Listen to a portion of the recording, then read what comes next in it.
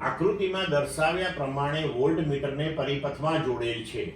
વોલ્ટમીટરનો અવરોધ ખૂબ જ મોટો છે, તો આ વોલ્ટમીટર વડે દર્શાવાતા વોલ્ટેજ ખાલી જગ્યા હશે.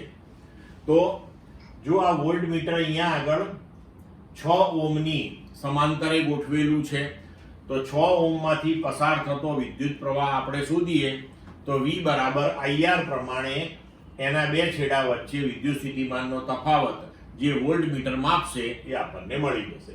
વિકલ્પ આપ્યા છે A 3 volt, B 5 volt, C 2.5 volt અને D 6 વોલ્ટ.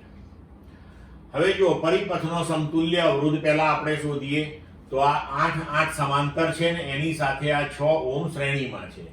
તો 8 × 8/8 + 8 + 6 આ સમાંતર જોડાણ 8 ઓહ્મનું જે છે એ આપણને પરિણામી આપશે 4. તો પરિણામી અવરોધ આપણો થઈ ગયો પરિપથનો 4 + 6 = 10 ઓહ્મ.